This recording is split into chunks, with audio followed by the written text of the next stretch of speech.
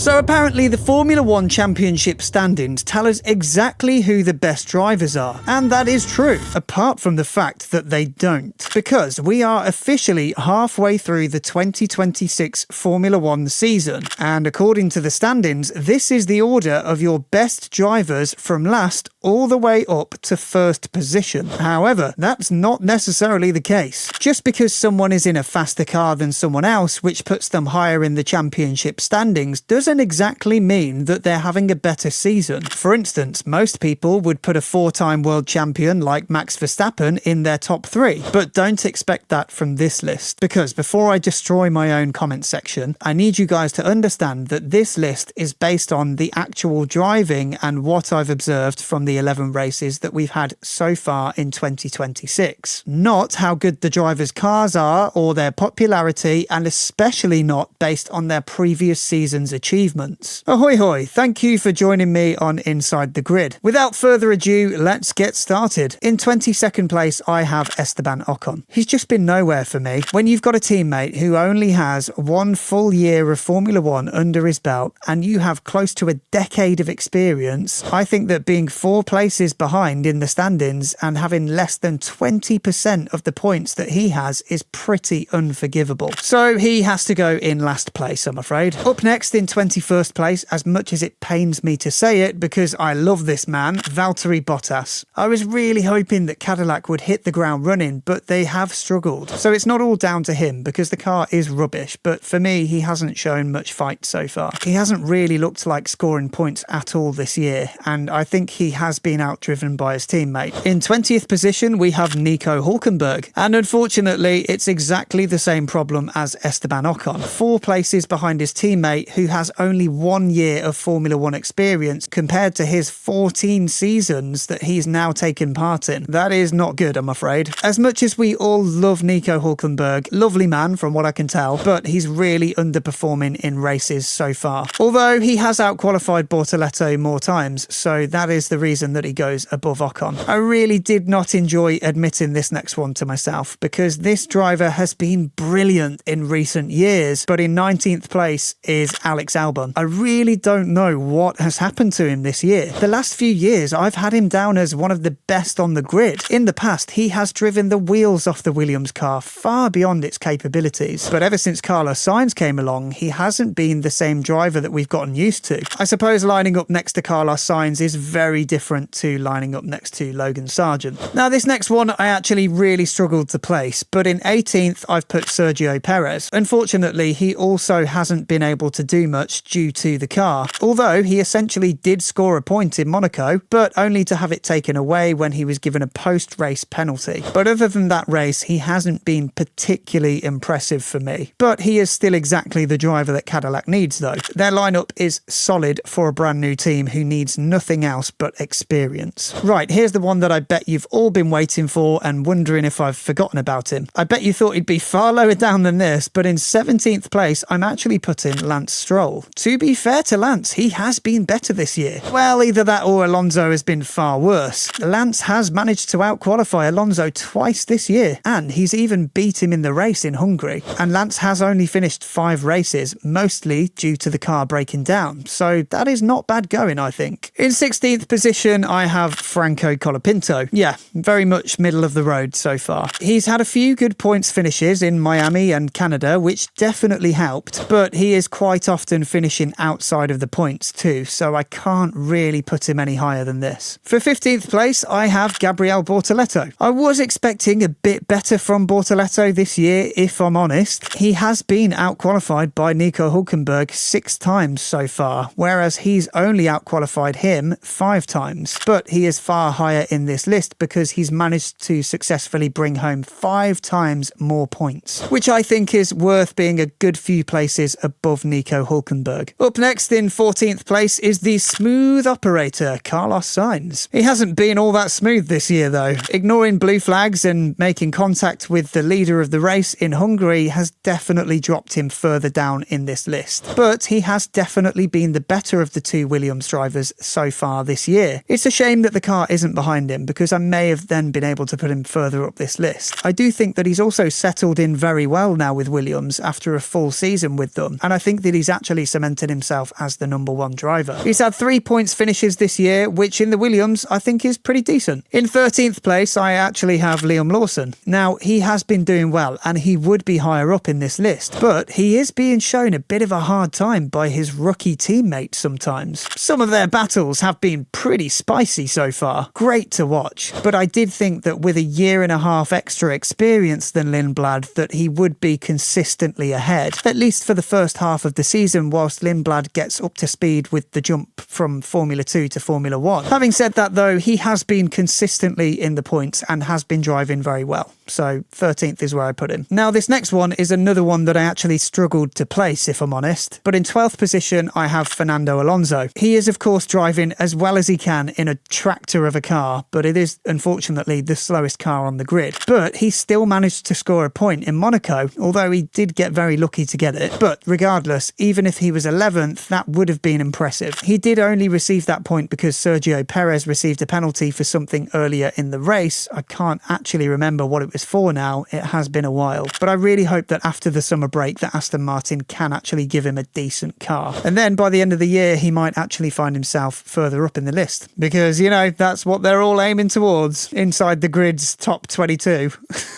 Up next in 11th place, just missing out on the top 10, is Ollie Behrman. And let me tell you, it was very, very close. I nearly put him in 10th place. I have been pretty impressed with him so far this year. He did have a better start to the current season than sort of midway through, but just solely from that 5th place finish in China, I think that he deserves to be here. He had a really great drive that weekend, although he has gradually dropped back and struggled to get into the points since Canada. So that's why he doesn't quite make it into the top 10 for me. Okay, here we go, into the top 10. Now, remember that this isn't based on the fastest car or where people are in the driver's standings. A bit of a wild card here to take us into my top 10 drivers, but somebody that I've been super impressed by is Arvid Lindblad. I was actually tempted to put him higher up than this, if I'm honest. He's just settled right into the sport, hasn't he? Rookie season, 7 points finishes, he's keeping up with his teammate, 5 out of 11 races, he's actually out-qualified Liam Lawson. He is losing out a little bit to him in the races, but he has had some really good battles on track. And though he does have less points than Lawson, I just feel that the more he races, the more the gap will come down. He is one of the best rookies that we've seen for a while, in my opinion. I am actually really excited to see how he gets on in the second half of the season. So for me, I think he deserves to be in my top 10. Up next in 9th place, I've got Oscar Piastri. Now, he hasn't been driving badly by any means, but you would expect him to be higher than 9th in this list, considering he was a championship contender last year, but he has generally been the slower of the two McLarens this season, although he has had a bit of bad luck as well, Hungary for instance. But in general, I think that he drove better last year, at least for the first half of it anyway, so that's why I've put him here. He stays in the top 10 because he's managed to secure 2 podiums and probably would have been 3 if it wasn't for the gearbox failure in Hungary, although I don't think that he would have won that race. That was probably always going to be Norris. In 8th place is Isaac Hadjar, easily the best second driver that Red Bull have had since Daniel Ricciardo left. Hadjar has been really impressive, I think. He was clearly the right choice for that second seat, and he is proving why he deserved it. In fact, the only reason that I haven't put him higher in this list is because he hasn't secured a podium yet, but I'm sure that that will come in time. He did actually have a relatively tough start to the season, but I think that he's really found his feet now, and he's consistently finished in the top 6 for the past 7 races now, all in a car that hasn't really been that impressive. So maybe at the end of the year, once he's got a few podiums under his belt, he will be higher in this list. Up in 7th place is George Russell. I can't really put him any higher than this, and I think I'm actually being quite generous. I mean, he hasn't really optimised the car to its full capabilities, has he? He's got a championship winning car, but he's just not managing to bring in the results that he needs. He has had a bit of bad luck as well with reliability, but in general, he isn't isn't extracting the full pace of the car. In fact, the only reason that he's this high up is because he's still managed to get multiple race wins. However, if he's not winning, he should be on the podium pretty much every week, which he hasn't managed to do. But his race wins are his saving grace here, otherwise I probably would have put him outside of the top 10. Next up, just missing out on the top 5 in 6th position is Charles Leclerc. I just don't think that he's been quite consistent enough to justify being in my top 5. He has got a good car this year, but he's smashed it up quite a few times now. However, he has started to turn it around after a tough few races in late May and early June. And he's also managed to get a race victory in Silverstone. In general, he has also just about been the faster qualifier of the 2 Ferrari drivers. And this is all in a season where his teammate is driving phenomenally well. If it wasn't for the crashes that he's had, then I'd probably have put him in my top 5. In fact, I would really like to see him close the gap to George and Lewis in the next half of the season. Okay, so the first of my top 5, I'm going to go with Max Verstappen. He really should be higher than this, but he has had some big crashes this season, starting off during qualifying in Australia and then a bit of a running theme throughout the season so far. But it is mostly not his fault because the car has been malfunctioning, which is why I can't put him outside of the top 5 really. He's had some faults with his car for a while now, but he still keeps bringing home the points and multiple podiums. And there's no other way of saying it, he's had some of the best overtakes of the year. And he's shown us some of the best on-track battles, mostly with Lewis Hamilton. So just for the overtakes and the battles alone, he goes into my top 5, but not quite worthy of the top 3. In 4th place, I'm putting Lando Norris. Of course, he is the current world champion, and he's actually showing people why he is the world champion. Even without the fastest car, he's managed to get 2 podiums and a race win so far. In general, he has been out driving Oscar, and he's shown that he's got really, really good pace. So yeah,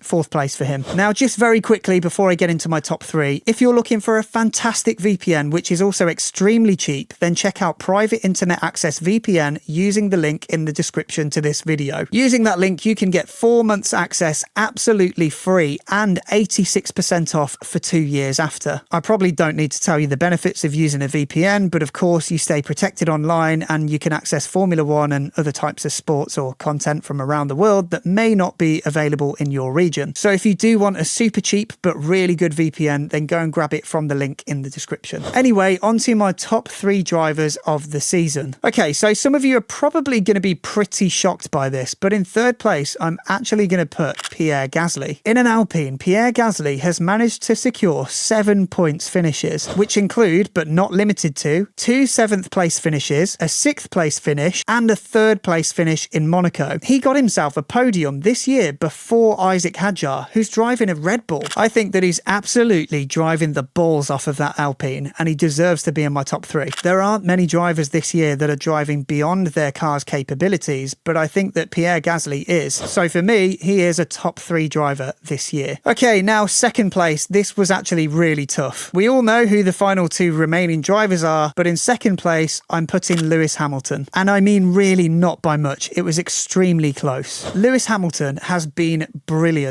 this year so far. He got Ferrari's first race victory since 2024. He's got 5 podiums and he's out driving Charles Leclerc. And also, I cannot get my head around this stat, but he's finished every single lap of every single race so far. He's just on another level in 2026. He has completely turned it around since last year, where I would not have even put him in my top 10. He's also providing some of the best racing and some of the best overtakes as well. He is just a joy to watch right now. He's the only driver right now who's really taken it to the Mercedes boys, and he's managed to put himself in 2nd in the driver's standings as well as on this list. So I would have loved to have put him on the top spot, but I just cannot ignore the obvious choice. Which brings us to 1st place in my 2026 drivers list by the summer break. I'm sure you all know it by now. It is, of course, Kimi Antonelli. He has absolutely driven the wheels off that Mercedes so far this year. 5 consecutive wins, out driving George Russell on a regular basis, and top of the drivers' standings at just 19 years old. And of course, he's very, very likely to be the world champion by the end of the year, unless George Russell or Lewis Hamilton can do something about it. Aside from the track limits that he's getting, I just cannot fault him at all this year. It was always going to be him at the top of this list, really, wasn't it? And rightly so. It's exactly where he should be. So that is my drivers list from worst to best of the 2026 season for the first half half of the season. Now, I'm sure that plenty of you are going to disagree with a lot of what I've said, and probably each other as well. So do let me know what you think in the comments. And I'm sure that this list will change by the end of the year. So if you did enjoy this video and it gets decent views and likes, then maybe I'll do another one for the end of the year as well. As always, if you made it to the end of the video, then thank you very much for watching. It really does mean a lot. And if you enjoyed the video, then please do hit the like and the subscribe buttons. They are the best way to support the channel. You may have noticed a few animations coming up as well throughout the video. I'm currently trying to reach 1,000 subscribers. So if you do subscribe, then thank you very much, and I'll see you in the next video. Cheers.